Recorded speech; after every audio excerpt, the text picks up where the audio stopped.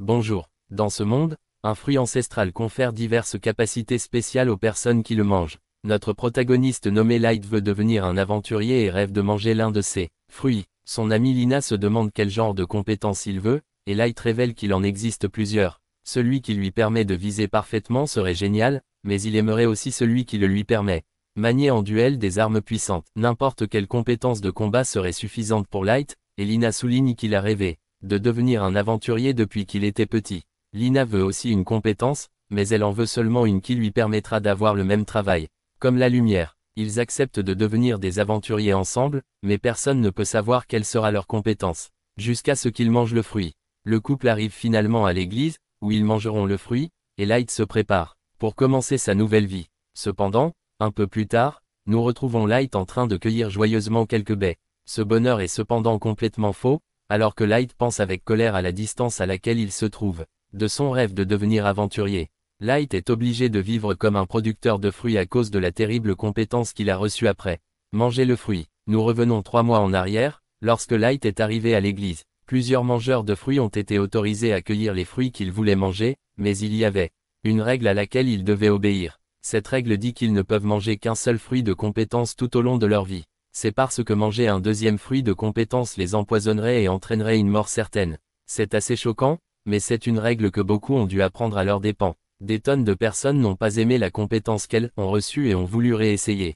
Malheureusement, aucune personne ayant mangé 2 fruits de compétence n'a survécu. Light est bien conscient de ce fait et souligne qu'il est absolument nécessaire qu'un l'aventurier doit avoir une compétence de combat. Chaque aventurier célèbre possède une compétence incroyablement puissante, et Light veut être juste comme eux. Lena va en premier, et son corps devient chaud après avoir mangé le fruit. Tout le monde est abasourdi pour une raison quelconque, et elle reçoit la compétence de saint de l'épée.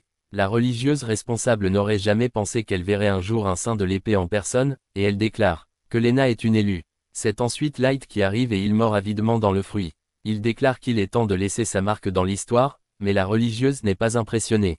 Light attend avec impatience de savoir quelle est sa puissante compétence, mais la religieuse révèle qu'il a reçu la compétence de maître des fruits. Cela lui permet de récolter beaucoup de baies et autres en même temps, et cela raccourcit la culture. La nonne ajoute vraiment à la déception, alors qu'elle explique que la compétence de maître des fruits est le plus éloigné d'être adapté au combat. Les rêves de Light de devenir un aventurier sont détruits et sa vie est désormais ruinée. Lena essaie de le réconforter en lui disant qu'elle récoltera des fruits avec lui, et il peut même construire une plantation massive. Cela exaspère la nonne curieuse, car elle souligne que les saints de l'épée comme Lena ne sont vus que une fois par décennie. Pour le bien de la nation, Lena doit devenir une aventurière et déménager immédiatement en ville. Les deux amis se disent au revoir alors que Lena est entraînée et laisse sa gauche sans espoir. De retour au présent, nous apprenons que Light fait pousser des fruits sans arrêt depuis ce jour, et vend les fruits pour de l'argent. Light déteste l'agriculture pour la plupart, et les fruits ne se vendent pas très cher non plus. Cette compétence serait plus précieuse si elle pouvait l'aider à cultiver autre chose que des fruits, mais ça ne peut pas. Quant à Lena, elle a été promue au rang S en un temps record. Quelques petits orphelins des environs rêvent de devenir de grandes aventurières comme Lena, et cela ne fait que son garçon se sent plus mal. Light est dans un certain wimpto, et jure de devenir un jour un aventurier encore meilleur que Lena. Même sans compétence de combat, Light promet de trouver un moyen. Il coupe une souche d'arbre et se convainc que s'il peut la couper, cela signifiera qu'il sera un aventurier. Malheureusement, il ne fait que s'embarrasser lui-même et toute sa confiance s'envole. Il abandonne et il est certain que Lena l'a déjà oublié. Juste à ce moment-là, une fille nommée Ella lui apporte de l'eau. Le village où elle a trouvé cette fille un jour, et a forcé Light à s'occuper d'elle. Light a décidé de ne pas poser de questions sur son passé et ils ont vécu ensemble. Au dîner, Light révèle qu'il a travaillé sur la culture de fruits de compétences. Ils valent plus d'argent, et il veut vraiment économiser pour acheter une épée. Light montre à Ella les fruits qu'il a cultivés et l'avertit de ne jamais en manger un sans son aide.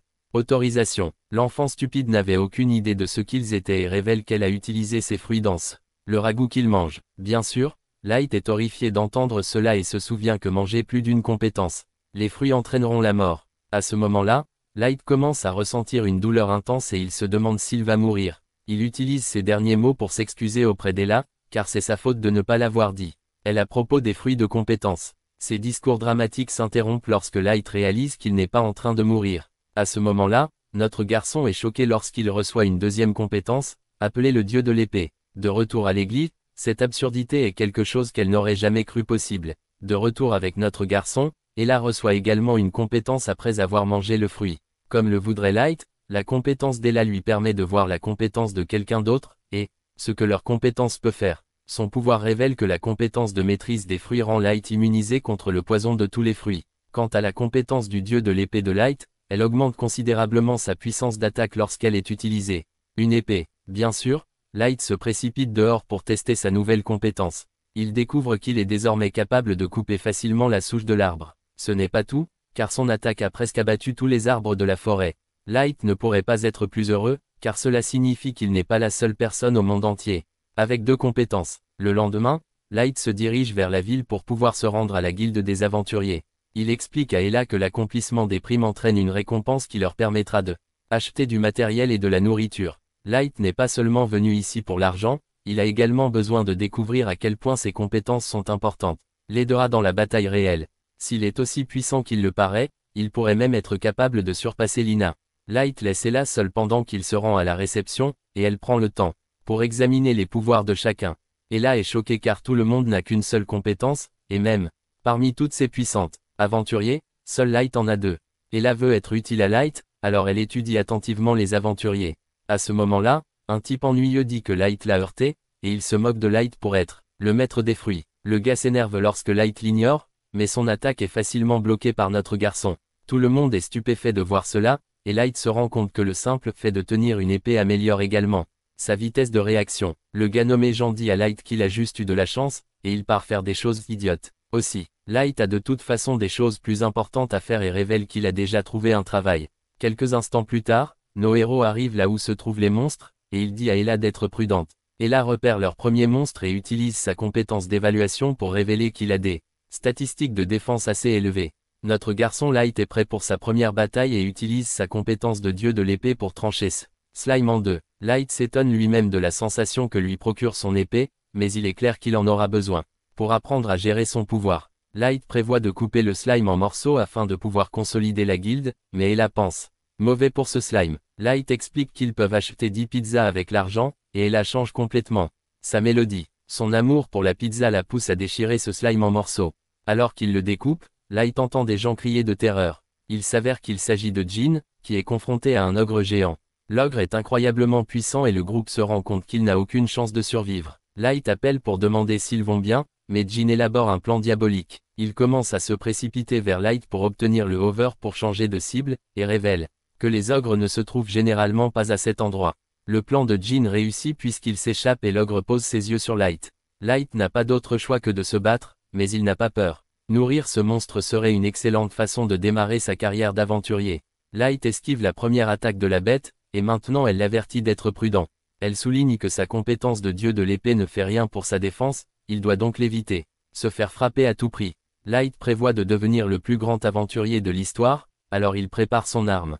Il s'est maintenant habitué à ses compétences et est convaincu qu'il peut utiliser toute sa puissance pour cette prochaine attaque. Il tranche l'arme de l'ogre et pense à la façon dont il doit rattraper Lina. Quoi qu'il en soit, il utilise ensuite son attaque démoniaque pour détruire complètement la bête. Ella célèbre sa victoire, et nous voyons que les autres gars regardaient le combat. Ils n'arrivent pas à croire ce qu'ils viennent de voir et se demandent qui est Light. À la guilde, les réceptionnistes sont choqués d'apprendre que Light a non seulement vaincu un slime, mais un ogre aussi. Comme si la corne géante n'était pas une preuve suffisante, les hommes de main de Jean confirment ce qu'ils ont vu. Reposez-vous et tout le monde dans la guilde se tait, alors que le célèbre groupe de rang S arrive. On les appelle sacrés et leur étoile est Lina de rang S. Light lui dit bonjour, mais Lina lui dit étrangement qu'il la confond avec quelqu'un autre. De retour à l'église, la religieuse révèle ce qu'elle a vu qui l'a tant inquiété. Il s'avère qu'elle a vu l'avenir, et cela a révélé quelque chose de terrible.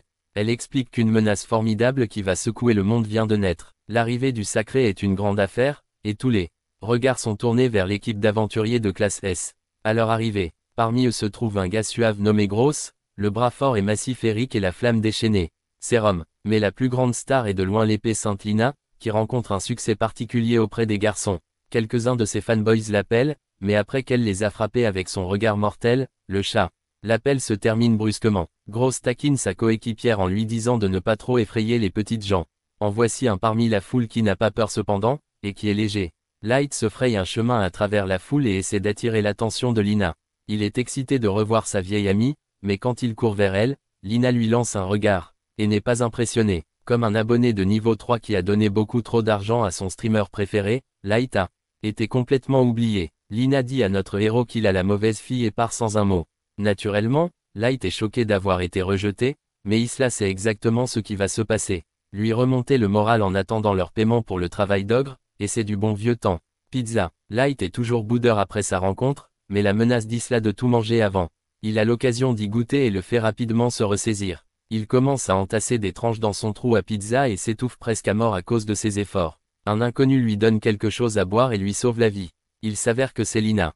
Elle est arrivée déguisée, et avant que Light ne puisse dévoiler sa couverture, elle le fait taire. Elle ne veut pas que Gross découvre qu'elle est ici.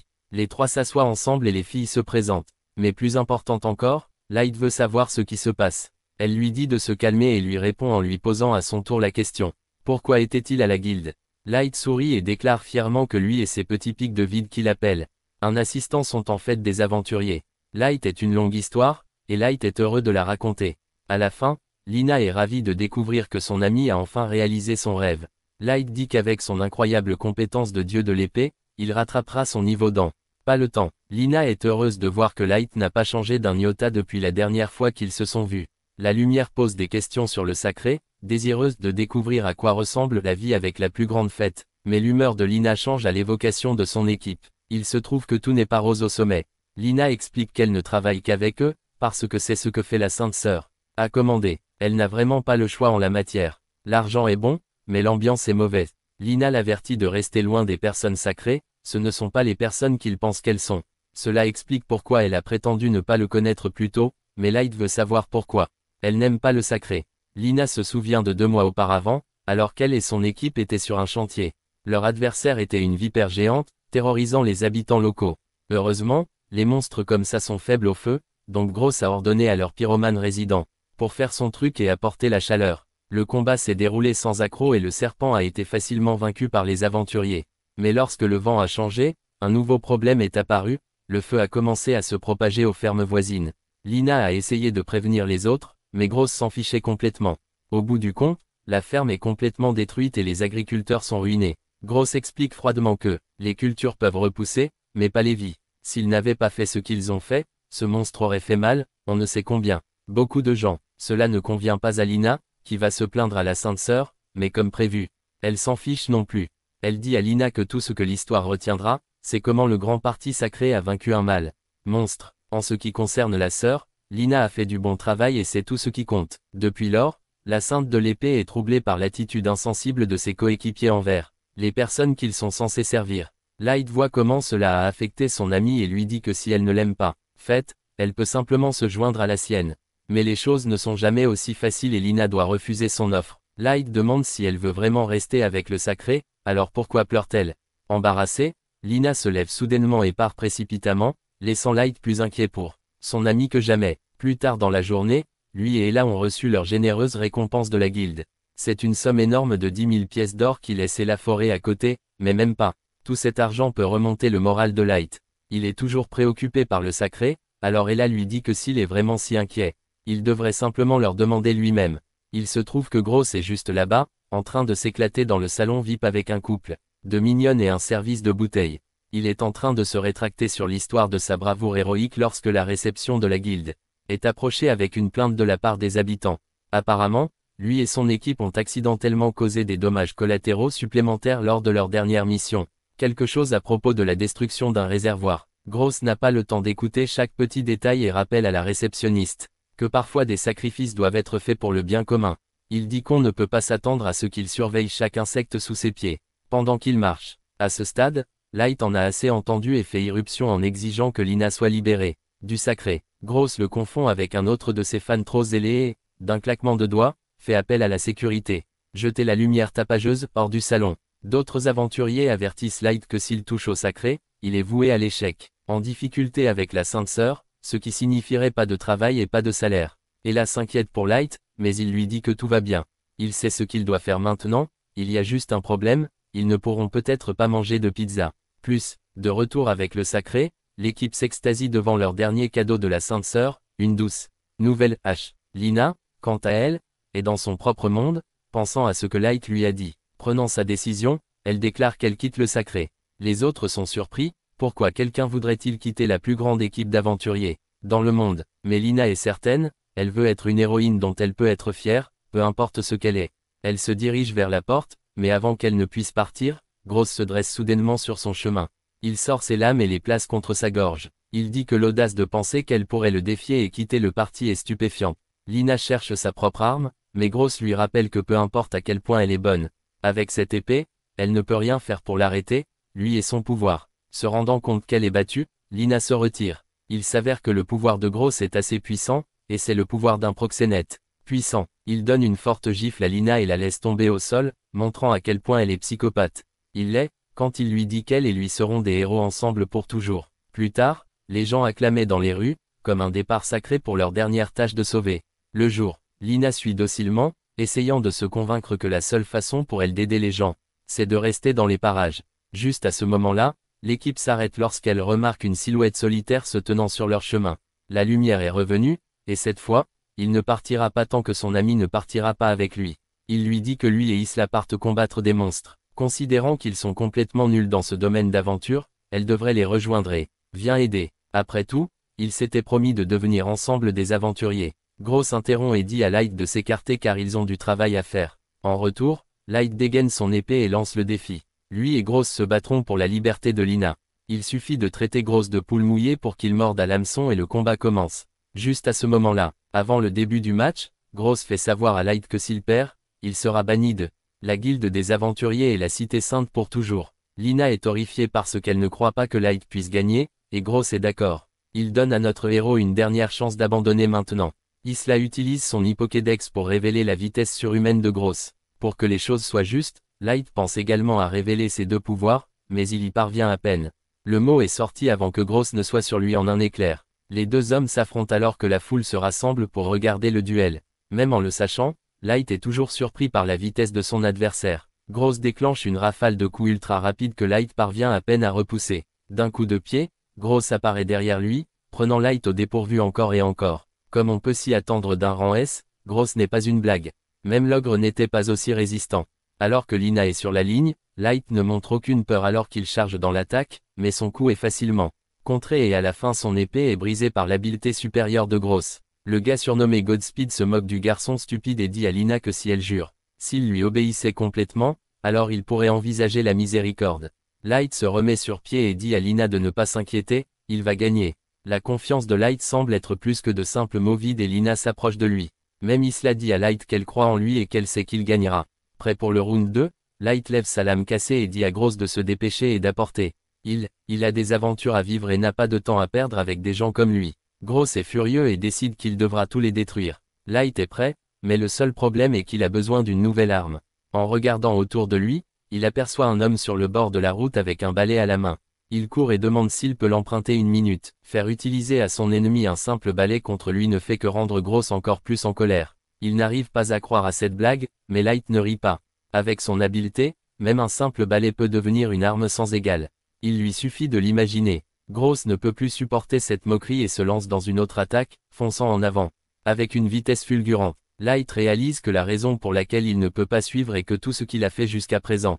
Maintenant, on regarde et on réagit. Il est maintenant temps d'être proactif et de prédire où Gross sera au lieu d'essayer de le faire correspondre. Sa vitesse. Fermant les yeux et concentrant son esprit, Light attend le bon moment pour frapper. Juste au moment où il semble que Gross est sur le point de terminer le combat, Light choisit son moment et frappe. Son épée, ou plutôt son balai, trouve sa cible, s'écrasant sur le visage de Gross avec un bruit satisfaisant.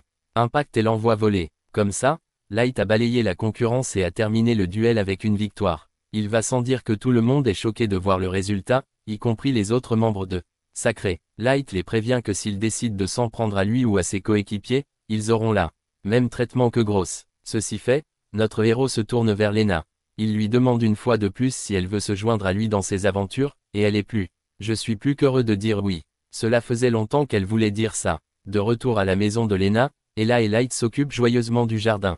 Cela fait maintenant une semaine depuis le duel et les choses se passent plutôt bien pour la fête. Lena se demande si les blessures de Light sont guéries, et il lui dit qu'il se sent suffisamment en forme pour. Viens avec elle à la guilde pour un travail ou deux. Jastan, un anneau à la porte d'entrée, annonce un messager de la Sainte Sœur. Le jeune homme informe Lena que la sœur l'a convoqué pour parler de ce qui s'est passé. Avec Seycrid, mais Lena lui dit que sa réponse n'a pas changé. Elle ne reviendra pas dans son ancienne équipe quoi qu'il arrive. Le garçon lui dit que les choses vont changer maintenant et qu'elle ne recevra plus les mêmes avantages.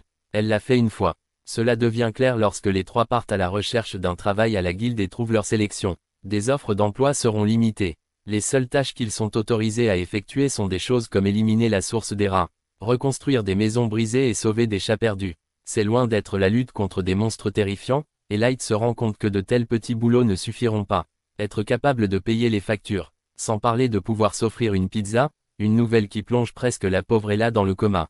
Malgré tout cela, Lena accepte volontiers les missions, trop prête à enfin commencer à aider les gens qui en ont vraiment besoin. Les gens sont surpris et ravis d'avoir un héros célèbre comme la Sainte de l'Épée elle-même. Venez aider et nos héros ne perdent pas de temps pour se mettre au travail pour réparer les maisons. Avec les pouvoirs du Saint de l'Épée et du Dieu de l'Épée combinés, les deux font un travail rapide, de chaque tâche qui leur est confiée. À la fin d'une longue journée, les trois comptent leurs gains et découvrent qu'ils ont à peine gagné de l'argent. Ella demande combien cela coûte en termes de pizza, et la réponse n'est pas bonne. Pour Lena, cependant, l'argent n'a pas d'importance. Pouvoir aider ceux qui sont dans le besoin est tout ce qu'elle a toujours voulu. Elle est satisfaite, mais elle craint que ce ne soit pas le genre d'aventurier que Light voulait être. Light la rassure en lui disant que cela a été formidable pour lui aussi, et qu'il ne l'aurait pas laissé faire autrement. Pour fêter ça, il propose que trois d'entre eux fassent un vœu, un peu comme faire un vœu à une étoile. Pour la chance, elle trouve un nom pour leur fête, Luxuria, qui signifie une lumière imparfaite. Avec leur nouveau groupe formé, les trois jurent de vivre des aventures ensemble pour toujours. Pendant ce temps, la Sainte Sœur complote quelque chose de sinistre pour leur trio. Elle a un nouveau travail de rang est-ce que seuls peuvent accomplir, et même si quelqu'un d'aussi talentueux que Lena pourrait survivre, les deux autres pourraient ne pas avoir cette chance. Un peu plus tard, Light et sa nouvelle équipe traversent un pont couvert de brouillard. Ils peuvent à peine voir, mais Lena explique que l'endroit qu'ils recherchent devrait être à proximité. Le cheval de Jess et Light perd la tête et Lena révèle qu'ils sont arrivés. Un flashback 3 heures auparavant montre ces héros arrivant à la guilde des aventuriers. Des rumeurs commençaient à se répandre, disant que Lena allait prendre un emploi, et Light déclare que ce nouveau groupe appelé Luxuria s'en chargera. La réceptionniste est reconnaissante car le travail est une course contre la montre, mais elle ne le fait pas. Ils ne savent même pas quel genre de monstres sont à l'origine de leurs problèmes. Il y a 2 mois, un groupe de héros effectuait des recherches et ils ont soudainement disparu. Tous les autres aventuriers qui ont été envoyés pour les retrouver ont également disparu les uns après les autres. Isla est terrifiée et on leur dit qu'un total de 18 aventuriers ont disparu. Et ils étaient tous de rang A et B. C'est terrifiant d'entendre que tant d'aventures puissantes ont disparu, et Lena est choquée d'apprendre que cela incluait certains de ses professeurs. Il n'y a pas beaucoup d'informations sur ce qui se passe, et tout ce qu'ils savent, c'est que tout se passe près de la maison d'un ancien noble. Cette maison a été construite il y a 30 ans par l'homme qui a fait fortune en aventurant. Il n'y a aucune trace des compétences qu'il possédait, et le gars est décédé, laissant le manoir tomber dans le désespoir. La réceptionniste révèle que les conditions d'achèvement de ce travail sont de trouver les éléments manquants, aventuriers et déterminer la cause des disparitions. Lena craint que ce travail soit trop difficile pour eux, mais notre garçon Light est prêt à partir. Isla est juste derrière lui et insiste pour qu'ils atteignent quelques sommets en chemin. La réceptionniste n'arrive pas à croire qu'une si petite fille puisse les accompagner, mais Light explique qu'elle est fiable et qu'elle possède des compétences d'évaluation. Un enfant aussi jeune mangeant un fruit d'habileté, c'est du jamais vu, alors Light explique que c'était un accident. Avant qu'il ne puisse avoir des ennuis, il se dirige vers la mission, mais Light n'a jamais monté à cheval avant, et il craint que ça ne se passe pas si bien. De retour au présent, nos héros se dirigent vers la maison géante. Lena est plongée dans ses pensées tout en élaborant un plan pour entrer dans la maison, mais Light est trop occupé à penser à la façon dont certains aventuriers doivent gagner beaucoup d'argent. Lena explique qu'il n'est en fait pas si inhabituel pour les aventuriers d'avoir des maisons somptueuses. Les aventuriers de haut rang qui travaillent depuis des années gagnent des tonnes d'argent, et Lena dit qu'elle pourrait probablement se permettre une maison comme celle-ci dans quelques semaines. Light rêve de construire un jour une maison entièrement équipée avec une immense ferme et des terrains d'entraînement. Ila se lance dans son rêve et dit qu'il devrait avoir une maison de bonbons.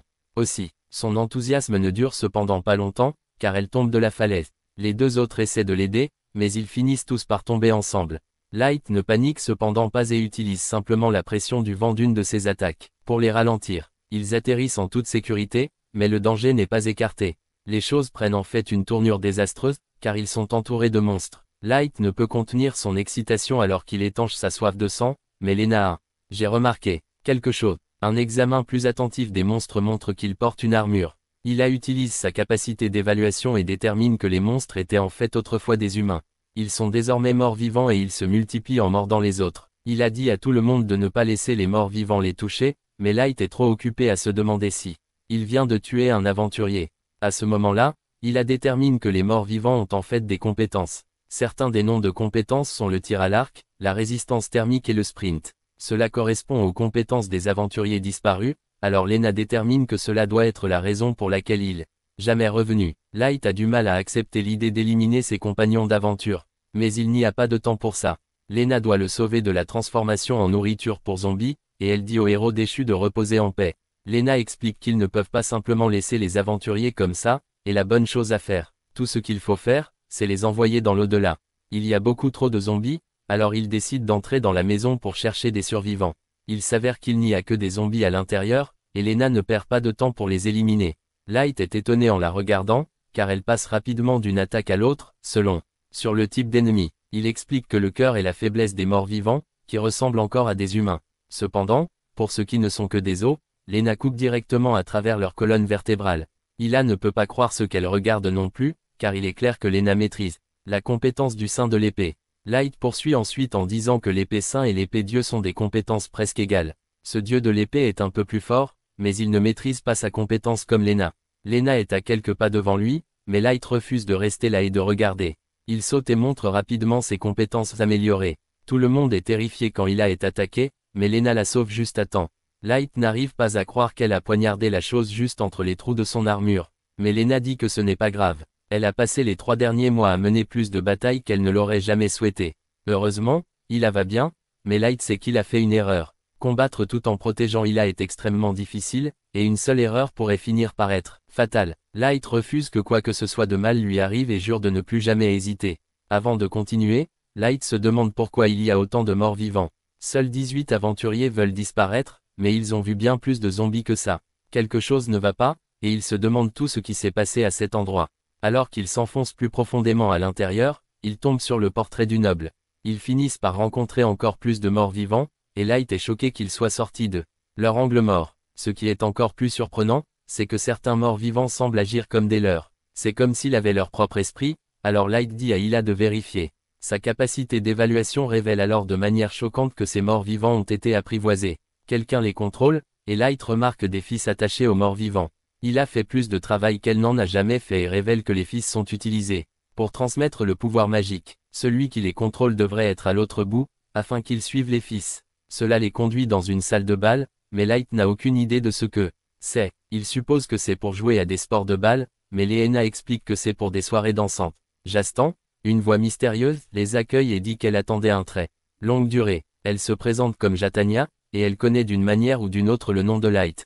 Light est heureux de voir enfin une personne vivante, mais il peut dire que ce poussin n'en est pas un. Des survivants. Jastan, la folle, tire sur ses marionnettes zombies et Ila explique qu'elle a la compétence de nécromancie. Cela lui permet de contrôler des monstres de type cadavre et esprit. C'est tout, car elle peut également utiliser ses compétences et ses traits uniques. Light essaie de dire à Jatania de les aider dans leur mission, mais elle n'est pas intéressée. Elle a quelque chose de bien plus important à faire, et c'est tuer le maître des fruits. Light parvient à peine à empêcher un zombie de l'attaquer, et il exige de savoir pourquoi. La fille folle essaie de mettre fin à ses jours. Jatania révèle que ce n'étaient que les ordres qui lui avaient été donnés, mais elle refuse d'en dire plus. Jatania mentionne quelque chose à propos du fait de faire partie du signe noir plus tôt, mais Lena n'a jamais. J'ai déjà entendu parler de cette fête. Le pire, c'est qu'elle n'a jamais entendu parler de la compétence nécromancie. Jatania cherche juste à se divertir, alors elle envoie ses serviteurs, mais ils sont rien à la hauteur du travail d'équipe de nos héros. Cependant, Jatania s'intéresse à Lena et elle demande à ses zombies de les isoler. Elle le fait en envoyant des zombies avec les meilleures compétences. Ella fait de son mieux pour être utile et révèle quelles sont ses compétences. Une fille a cette compétence appelée Mirror Strike, qui lui permet d'attaquer avec des images miroirs, de chaque côté d'elle. Quant au gars, il a la compétence griffe, ce qui fait que ses ongles s'allongent et durcissent pendant, augmentant sa force. Jatania n'apprécie pas qu'Ella révèle toutes les informations, alors elle décide qu'elle devra d'abord l'éliminer. Heureusement, Light n'hésite pas à la sauver cette fois, mais ils sont rapidement encerclés. Les zombies sont déjà assez résistants, donc Light ne sait pas s'il peut se battre et protéger Ella en même temps. Jatania est implacable, alors elle envoie les zombies, et Light fait de son mieux pour les garder. dos, Jatania ne le laisse pas se reposer une seconde, et c'est comme si la vague de zombies n'était jamais fin. Léena a également du pain sur la planche, mais elle a surtout du mal à réaliser qu'elle devra les détruire. Il s'avère que ces deux aventuriers ont été les premiers à la contacter lorsqu'elle était un débutant. Deux d'entre lui ont beaucoup appris tout en étant très gentils, alors Léena a du mal à les combattre. Elle manque de temps et elle est inquiète car elle ne peut voir ni Light ni Ella. Essayer de combattre ces zombies de front est trop difficile, alors elle propose une bien meilleure solution. Idée. Léena coupe les fils qui contrôlent ses deux professeurs, et elle est choquée d'entendre des esprits lui parlent. C'est la fin pour les aventuriers, alors ils confient leurs rêves à Léena. Ils disent que les faire tomber n'est pas mal, et Léena réalise que le meilleur hommage qu'elle puisse rendre peut leur donner est de détruire les cadavres mutants en décomposition. Elle déclare qu'elle le fera rapidement et sans douleur, et les découpe également. Léena verse une larme une fois l'acte accompli, et elle dit adieu à ses gentils professeurs. À proximité, Light est épuisé après avoir combattu autant. À ce moment-là, il réalise quelque chose et dit à Ella de vérifier si la compétence de nécromancie est capable créer des morts vivants. Elle révèle qu'elle ne les crée pas et que cette compétence ne peut contrôler que les morts vivants. La zone, ce manoir est désert depuis des années, donc Light ne peut que se demander où sont tous les morts vivants. Viennent, contrairement à un cimetière ou à un champ de bataille, il n'y aurait pas beaucoup de morts vivants ici pour commencer. Avec, Light veut désespérément trouver la réponse, alors Ella se met au travail. Britannia est impressionnée par le fait que Light n'est pas seulement un grand combattant, il est aussi un penseur profond. Elle est cependant ravie de tous les regards qu'elle a fait, alors elle continue d'essayer de la sortir. Light la traite de lâche pour avoir attaqué un enfant, mais Britannia ne se soucie pas des bonnes manières. Light sait qu'il doit rester proche d'Ella, mais les zombies ne feront que l'épuiser s'il le fait. Il ne fait que défendre. Il ne reste plus qu'une seule réponse, et Light dit à Ella de monter sur le dos et de s'accrocher fermement. Britannia est jaloux, mais Light en a assez de son attitude désinvolte. De retour avec la religieuse, nous voyons qu'elle regarde quelque chose dans le futur. Elle explique que c'est une ombre qui dévore la lune. C'est tout un spectacle, et elle est sûre que même les personnes les plus fortes en vie ne peuvent pas le supporter. Une chance contre ce qu'elle regarde. Alors que Light se prépare à se défendre contre l'armée de zombies, Ella essaie de comprendre pourquoi plus continue à apparaître. Malheureusement, il y en a trop pour qu'elle puisse les analyser correctement, ils doivent donc disparaître, quelque part qui lui donnera une vision plus large. La lumière l'emmène dans les airs et s'accroche à un lustre, offrant à Ella une vue parfaite. Light est cependant faible et son bras commence à lâcher avant qu'elle ne puisse utiliser son évaluation. Compétence. Ella sait qu'elle a mangé beaucoup de pizza, mais elle ne pense pas qu'elle a gagné n'importe quel poids. Light lui rappelle qu'ils sont au milieu d'une bataille et lui dit de se dépêcher. Finalement, son évaluation révèle que l'un des morts vivants utilise la compétence d'invocation. Light se rend compte que ce doit être le noble qui est mort, et Britannia craint qu'il soit sur le point de pour comprendre l'astuce. Juste à ce moment-là, il remarque une sorte de chose ressemblant à un dieu de la mort, et Ella explique que c'est un faucheur d'âme. C'est un monstre très dangereux qui transforme les vivants en morts vivants. Si quelqu'un touche son flanc à travers la boue du monstre, il sera transformé en mort vivant. Il est clair maintenant que Britannia contrôle le faucheur d'âme et les morts vivants qu'il a créés. Britannia révèle que le noble est celui qui a invoqué le faucheur d'âme, et elle rit. À l'ironie, le célèbre héros a été transformé en mort vivant par le monstre qu'il a invoqué. Light se rend compte que le noble a invoqué le faucheur d'âme pour éliminer les aventuriers qui arrivent chez lui, mais il ne comprend pas pourquoi. Britannia l'appelle naïf, car il ne voit que les belles parties brillantes du monde. Elle veut lui montrer la vérité, alors elle se demande s'il sait quelles sont les compétences taboues. Ce sont des compétences qui poussent les autres à ostraciser et à haïr quelqu'un simplement parce qu'il en possède une. La compétence d'invocation noble est considérée comme l'une de ces compétences taboues. Au début, le peuple louait le noble comme un héros doté d'une compétence puissante, mais la peur finit par disparaître. Les a repris. Il se demandait ce qui arriverait si le héros changeait d'avis un jour. Si un monstre terrifiant apparaissait un jour, le noble pourrait retourner ce pouvoir contre lui. Consumé par cette peur, les membres du gouvernement ont commencé à prendre leur distance du noble. Finalement, le noble fut même faussement accusé de trahison. Light est stupéfait lorsqu'il réalise que c'est sans doute pour cela que le noble s'est enfui dans ce lieu misérable. Et une maison isolée. Malheureusement, fuir n'a pas suffi, car des assassins ont été envoyés pour le retrouver encore et encore. Encore. Plus récemment, un groupe d'assassins a été envoyé et ils prétendaient mener des recherches dans la région. Le noble semble avoir invoqué ce faucheur d'âme afin de chasser les intrus. Light est horrifié parce que la guilde a dit qu'il s'agissait simplement d'aventures normales qui se déroulaient. Disparus, pas des assassins. Britannia en a fini avec les leçons en réalité, alors elle veut retourner au combat. Elle rit comme une folle et explique que si elle utilise sa compétence de nécromancie pour contrôler une utilisatrice d'invocation, elle peut jouer sans fin avec ses marionnettes. Light tremble de manière incontrôlable alors qu'il pense à la façon dont tout le monde craignait que le noble ne se retourne. Son immense pouvoir contre eux. La compétence de maîtrise des fruits de Light est probablement la plus dangereuse de toutes, car elle pourrait être utilisée. D'acquérir un nombre infini de compétences. C'est définitivement une compétence taboue et il craint ce que les gens penseraient s'ils le découvraient. Un jour, il pourrait être ostracisé et forcé de fuir, tout comme les nobles.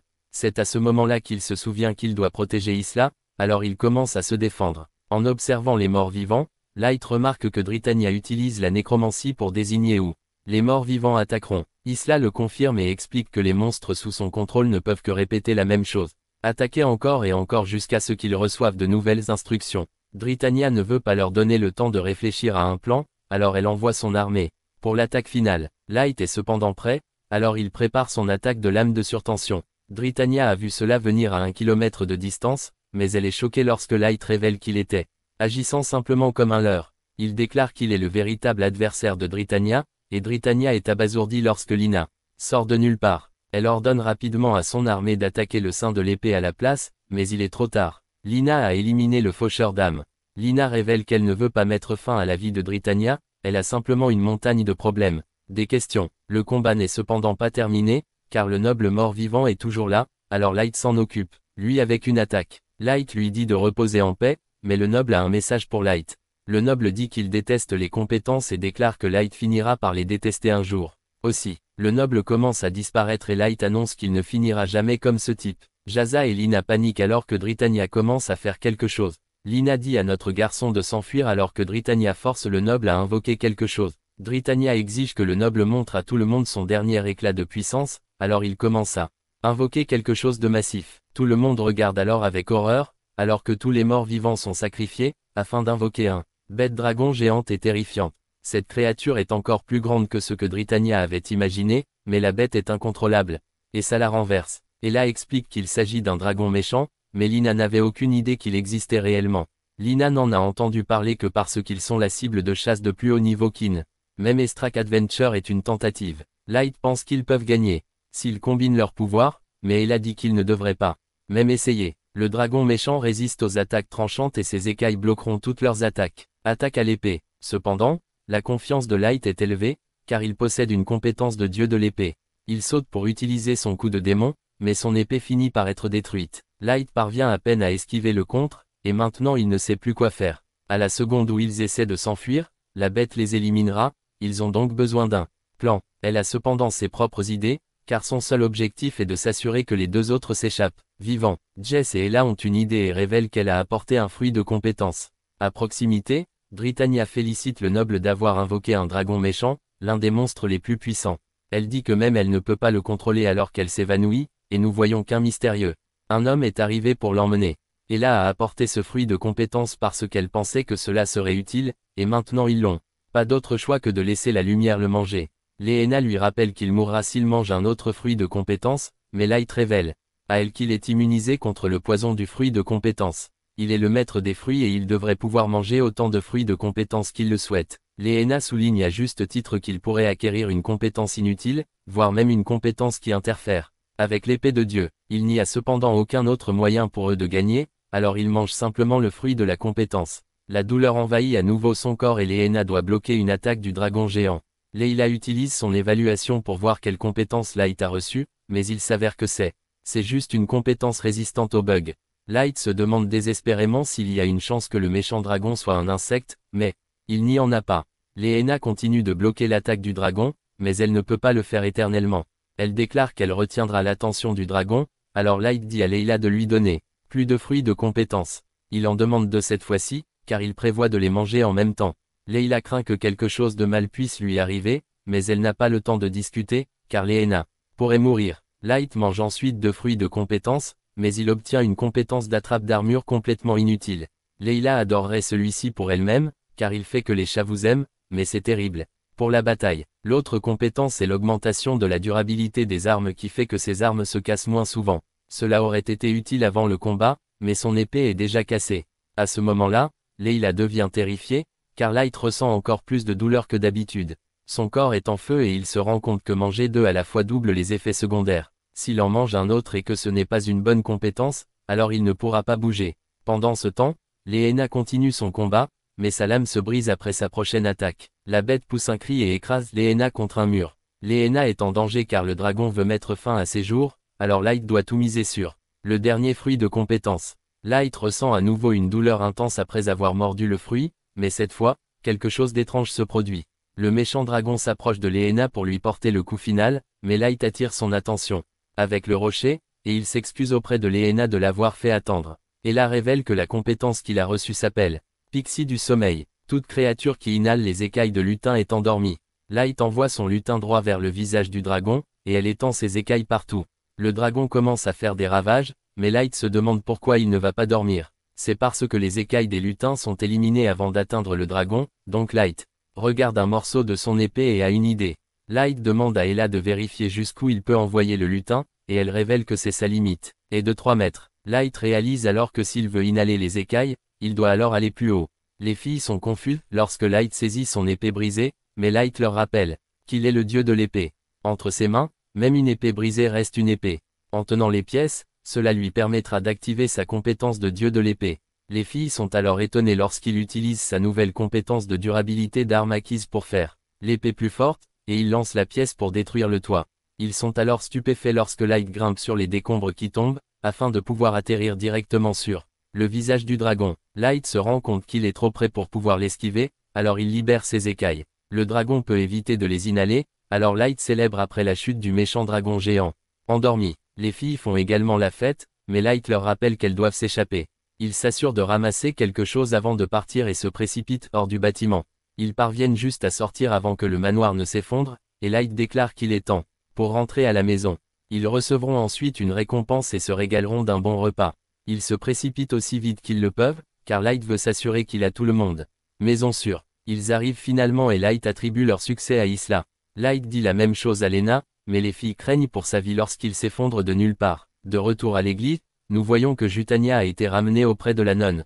Elle se demande ce que le gars pensait du maître des fruits, et il révèle qu'il a été surpris par lui. Il a entendu dire que Light a vaincu le méchant dragon, mais ce type est toujours sûr qu'il possède aucune menace pour le cygne noir. La religieuse est heureuse de l'entendre, mais elle est stupéfaite que Light soit devenue si forte. Elle attribue cela à quelque chose appelé la Pori, mais se demande rapidement si quelque chose d'autre n'est pas derrière son pouvoir. Elle se demande alors s'il y a quelque chose de spécial chez Light. Cependant, elle se rend compte que cela n'a plus d'importance car le moment de la rencontre de Light avec quelqu'un s'approche. Merci d'avoir regardé mon récapitulatif, abonnez-vous à la chaîne pour plus de vidéos.